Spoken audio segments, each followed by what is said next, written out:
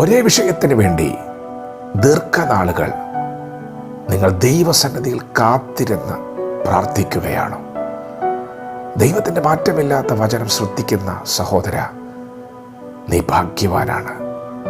സഹോദരി, നീ ഭാഗ്യവതിയാണ്. ദീർഘനാളുകൾ പ്രാർത്ഥിക്കുവാൻ നിനക്ക് കഴിഞ്ഞല്ലോ. പലരും പ്രാർത്ഥന നിർത്തിയപ്പോൾ നീ പ്രാർത്ഥനയിൽ തുടർന്നു. നീ പ്രാർത്ഥിച്ച ഓരോ നിമിഷവും നീ ദൈവത്തിലുള്ള വിശ്വാസത്തിൽ വളരുകയായിരുന്നു, ശക്തിപ്പെടുകയായിരുന്നു. പ്രാർത്ഥന കേൾക്കുന്ന ഒരു ദൈവമുണ്ട് കേട്ടോ.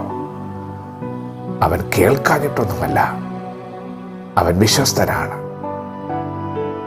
ഞങ്ങളെ പ്രാർത്ഥിക്കാൻ പഠിപ്പിക്കണമേ എന്ന് ശിഷ്യന്മാർ പറഞ്ഞപ്പോൾ യേശു അവരെ പ്രാർത്ഥന പഠിപ്പിച്ചു.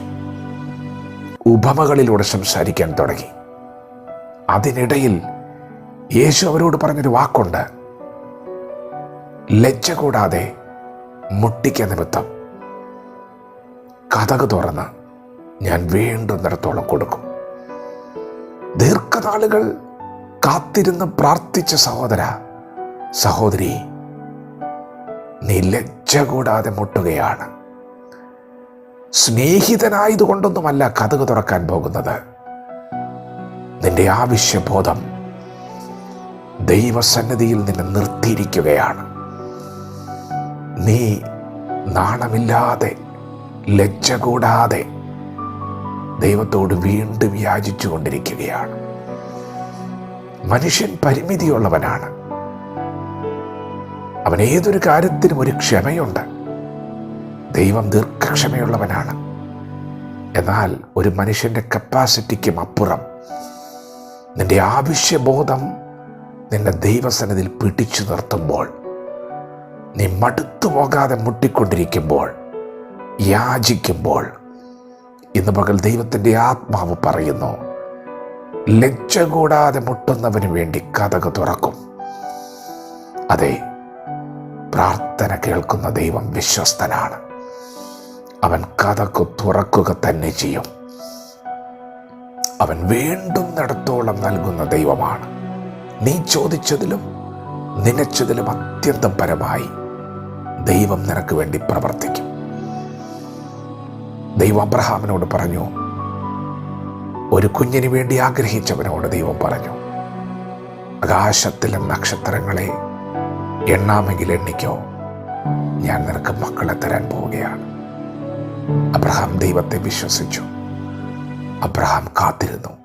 പ്രിയപ്പെട്ടവരെ, 1-2 വർഷമൊന്നുമല്ല, നീണ്ട 25 വർഷക്കാലം അബ്രഹാം കാത്തിരുന്നു. സമയം കടന്നു പോകും തോറും അബ്രഹാം വിശ്വാസത്തിൽ ശക്തിപ്പെടുകയായിരുന്നു. ദീർഘനാളുകൾ നിങ്ങൾക്ക് പ്രാർത്ഥിക്കാൻ കഴിഞ്ഞെങ്കിൽ നിങ്ങൾ ഭാഗ്യവാന്മാരാണ്.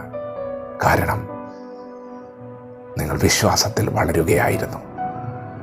വിശ്വാസത്തിൽ നിങ്ങൾ ശക്തിപ്പെടുകയായിരുന്നു.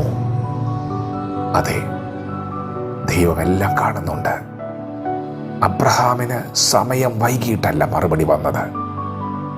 ദൈവം അവന് വെച്ചിരുന്ന അവധിക്ക് തക്ക സമയത്ത് ദൈവത്തിൻ്റെ മറുപടി അവൻ്റെ ജീവിതത്തിൽ വെളിപ്പെട്ടു.